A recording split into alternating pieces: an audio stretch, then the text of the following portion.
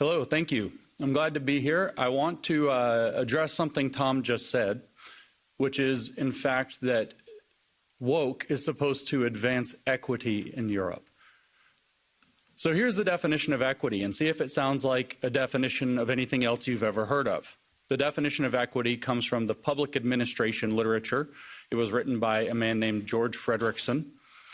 And the definition is an administered political economy in which shares are adjusted so that citizens are made equal. Does that sound like anything you've heard of before? Like socialism?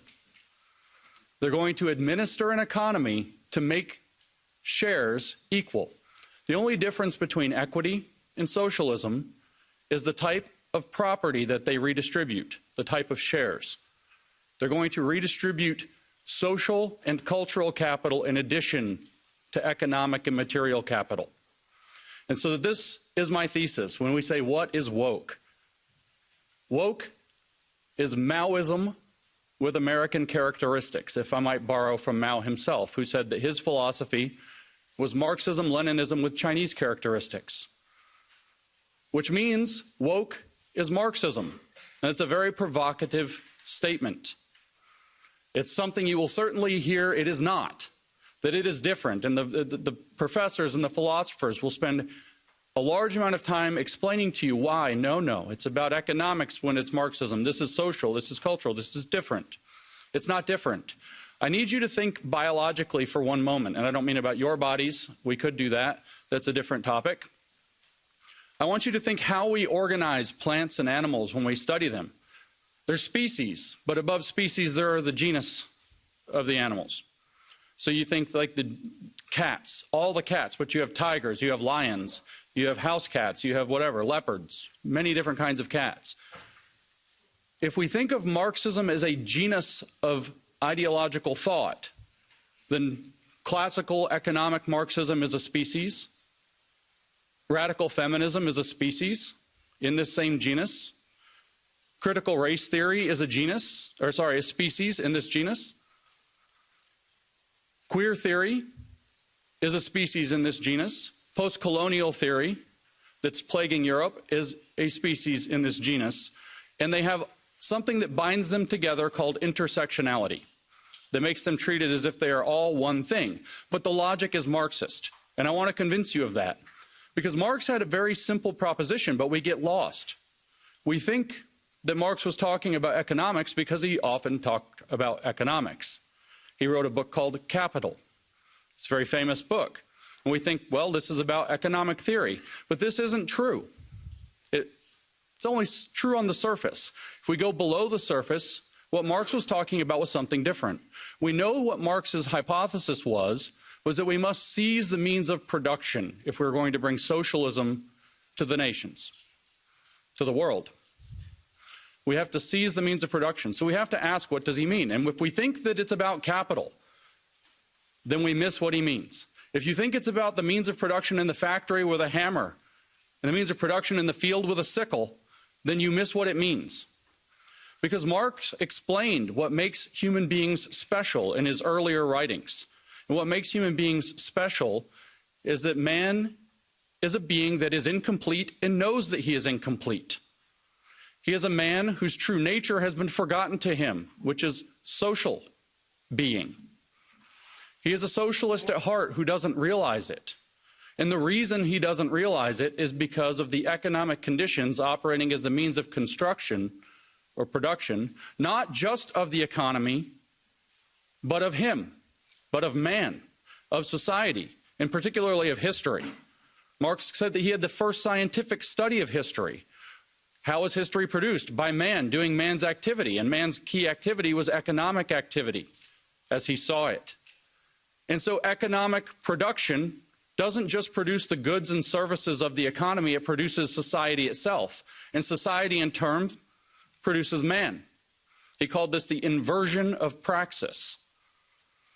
And so when he says we must seize the means of production, and he's talking about factories and fields, he's actually talking about how we construct who we are as human beings so that we might complete ourselves, so that we might complete history.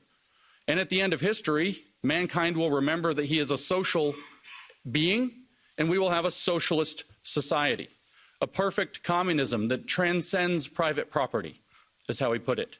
He said, in fact, that communism is the transcendence of private property as human self-estrangement. That's a quote from the Economic Philosophic Manuscripts of 1844.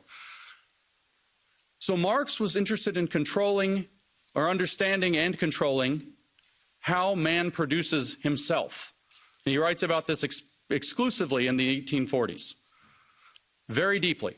How do we do this? And he looks at the economic conditions and he says, this is where it is. And that's why we get economic Marxism, and that's why we think Marx was an economist. But Marx was never an economist. He was a theologian. He wanted to produce a religion for mankind that would supersede all of the religions of mankind and bring him back to his true social nature. And this is the true fact of Marx. And what the goal was, like I said, is to complete man. So what he said is, well, how are we building man currently? All of his economic analysis is about how are we building man at present through what he called material determinism. And he said, well, what we have is a special form of private property in our society. Our society is organized around private property. And so all of our thoughts organize around private property. In other words, there's a special kind of property that the bourgeois elite class has access to, and then they organize society to exclude everybody else from access to that property through exploitation, through alienation, through estrangement, through oppression. And so what Karl Marx was proposing is that economics becomes a vehicle to separate society into a bourgeois class that has access to a special form of property. The people who have access wish to retain that, so they oppress people and keep other people out of that special form of property. They erect a system of classism to do that. It's enforced by an ideology called capitalism that believes that this is the right way to engage in the world. And what we have to do is awaken the underclass, the proletariat, to the real conditions and the fact that they are historical agents of change, and bring them to do a revolution and transform society so that we would have equity or socialism, whichever word you want. They have the same definition. Now let's say that we step out, we step back from this species, this economic species, Homo economicus, and we step back to the genus, and we look at this idea, a special form of property that segregates society into people who have, the bourgeois, and the people who do not have, who are in class conflict with an ideology that keeps this in place. And the underclass must awaken with consciousness to fight back and to seize the means of production of that form of deterministic property. And now we say, change out class, put in race. And watch, we get critical race theory falls out of the hat, just like that. Very simple. In 1993, Cheryl Harris wrote a long article for the Harvard Law Review called Whiteness as Property. She explained that whiteness, or white privilege, constitutes a kind of cultural private property. She says it must be abolished in order to have racial justice. Just like Karl Marx said that in the Communist Manifesto, he wrote, communism can be summarized in a single sentence, the abolition of private property. Well, this is why critical race theory calls to abolish whiteness, because whiteness is a form of private property. People who have access to this property are whites or white adjacent, or they act white. These are words out of the American lexicon that they've used to describe how people gain access to the private property. People without that are people of color, and they are oppressed by systemic racism. Systemic racism is enforced by an ideology of white supremacy instead of capitalism. If you think of whiteness as a form of cultural capital, white supremacy as they define it is identical to capitalism. It's the belief, it's not believing that white people are superior, it's believing that white people have access to the control of society and should maintain that. Even if you don't actually believe that. If you merely support that, you have adopted the ideology of white supremacy into your mind. And so you have the exact same system. And the goal is to awaken a racial consciousness in people so that they will band together as a class and seize the means of cultural production so that white cultural production is no longer the dominant mode. It's a big mystery in Europe, I know, in the UK, throughout Europe, I hear this question again and again. Why on earth is this very American phenomenon about slavery and so on that doesn't apply to our country? Why is it popular here? It's because it's not about history at all. It's not about slavery at all. Those are excuses that they use. It's about creating a class consciousness that's against this form of property called whiteness, that's against the dominant culture that may just be a matter of fact, say, if you're in Europe. That's why. Because it becomes a site by which people can come together and they can channel resentment and try to claim power. I wrote a book called Race Marxism, and I defined critical race theory as it really is in that book on the first page. I said that critical race theory is calling everything you want to control racist until you control it. But couldn't we say the same about Marxism? It's calling everything you want to control bourgeois until you control it. But those mean the same thing. They mean exactly the same thing. But what about, say, queer theory? How is that Marxist? It's very strange, all this gender and sex and sexuality. Well, Tom said, what does woke attack? The idea of being normal.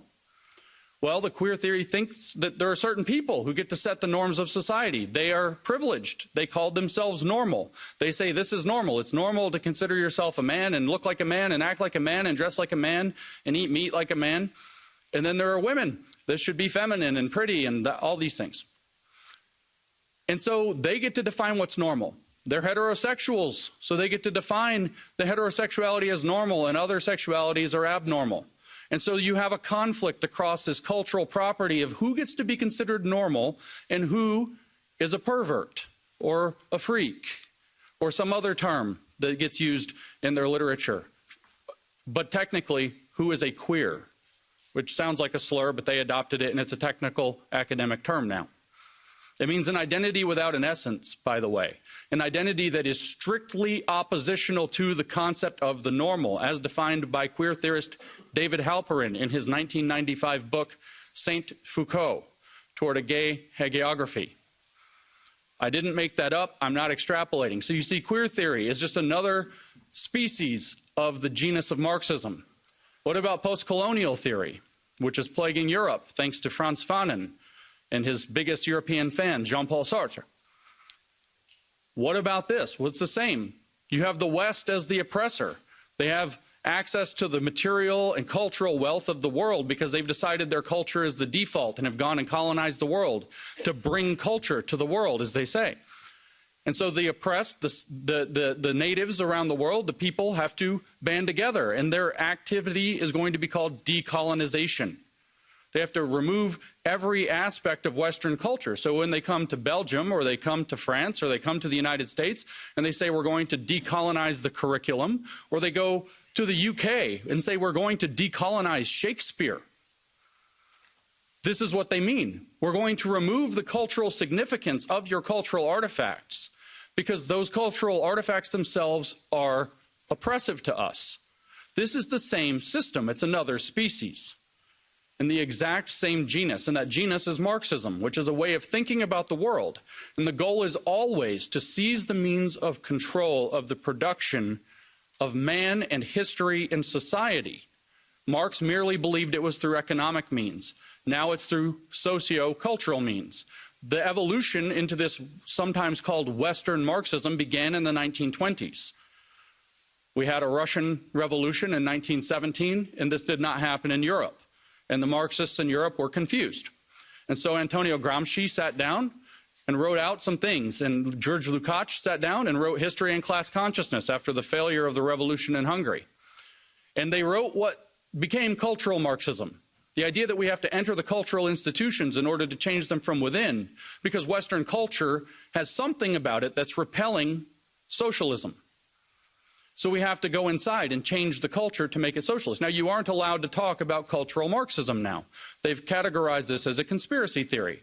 They say that it is anti-Semitic. This is not true. Antonio Gramsci wrote books. George Lukács wrote books. You can read those books. They have a philosophy. If they don't like the name cultural Marxism, we can use the name that other people at the time used, Western Marxism. So much like I don't know, a virus adapting to the conditions. It changed to try to infect a new host. It worked in feudal societies. Marxism took over in Russia. It took over later in China. It took over in all of these kind of agriculturally driven feudal societies, but it wouldn't work in actual capitalist nations because Marx was wrong. Then several Germans from the Frankfurt School started to study this phenomenon in more depth, and they evolved the idea further.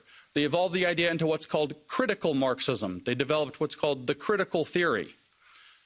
And Max Horkheimer, who designed the critical theory, explained the critical theory. And what did he say? He said, well, what we came to realize was that Marx was wrong about one thing.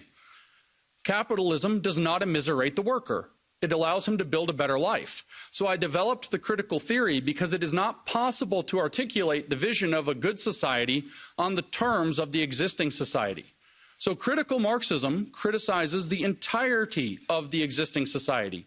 Everything is somehow needing to be subjected to Marxist conflict analysis. But how is that to be done? They sought an answer through the middle part of the 20th century, and World War II breaks out. The Frankfurt School comes to America, which in this metaphor is the Wuhan Institute of Virology, because gain of function began to happen on the Marxist virus very quickly. In America, and American universities adopted these professors from Germany. And Herbert Marcuse, writing in the 1960s, said extremely clearly, this writing in 1969, not only did he say capitalism delivers the goods, gives people a good life, makes them wealthy and comfortable and happy, he also said that the working class is no longer going to be the base of the revolution because of these things.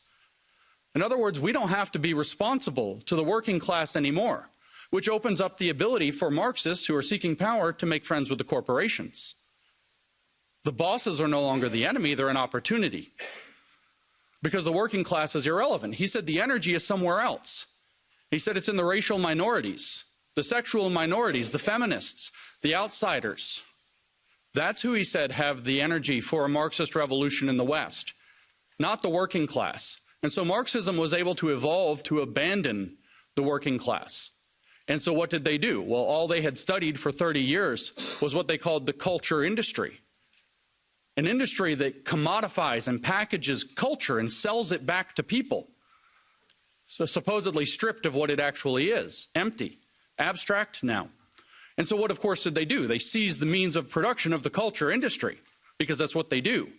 And so they started to transform the culture industry to sell racial, sexual, gender, sexuality-based agitprop as though that were genuine culture. And so we get concepts like cultural appropriation. We get concepts like cultural relevance, cultural this, cultural that, cultural everything. And it's all provided in pastiche. It's all provided as a mockery of what's really going on. And this evolved in America's highly racialized context, and we ended up with woke, a form of identity-based Marxism, a constellation of Marxist species that all work with the same operating premise but locate themselves in different, and I'll use the German term here for this, folk. LGBTQ is a folk. And they get folkish identity there and become activists.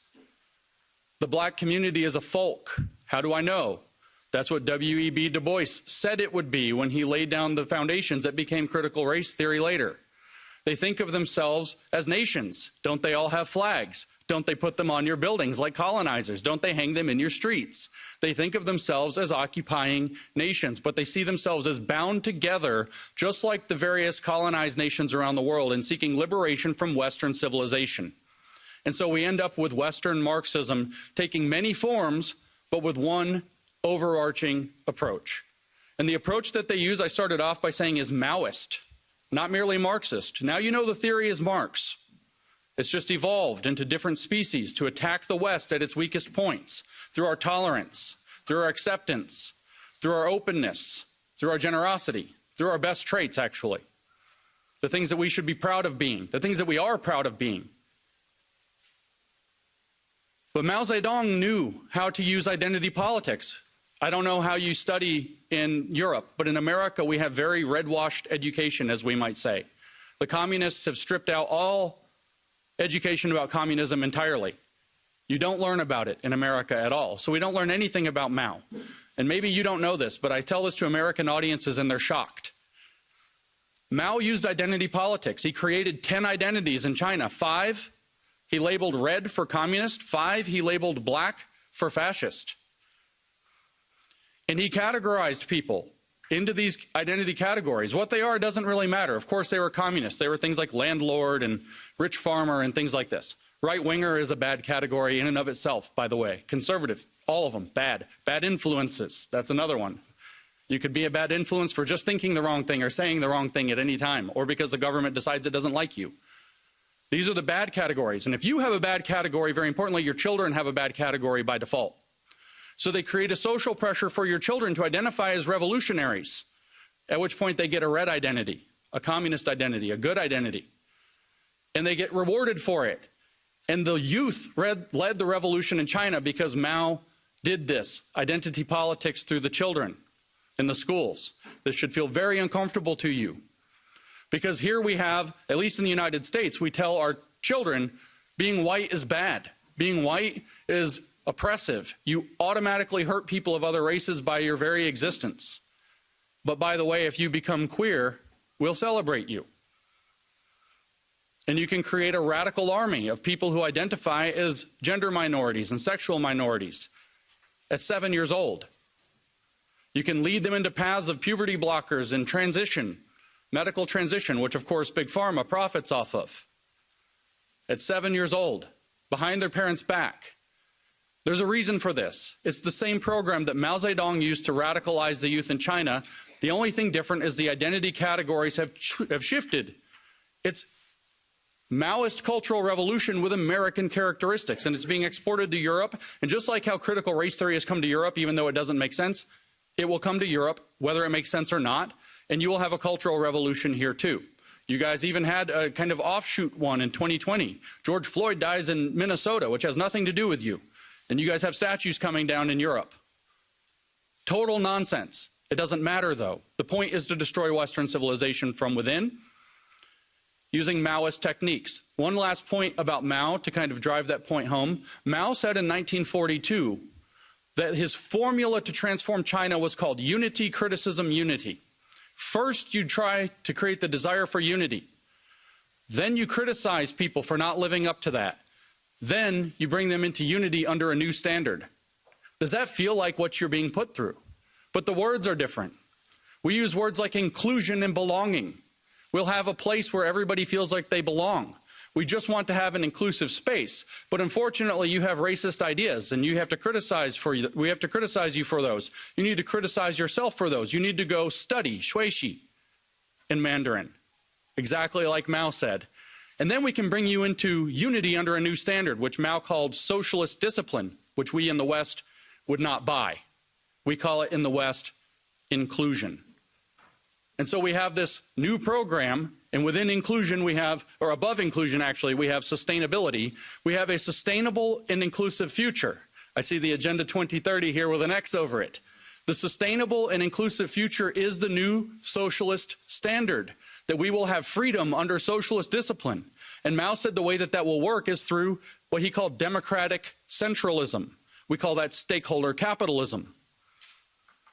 And my shot at the World Economic Forum is taken because it's one of the things coordinating this.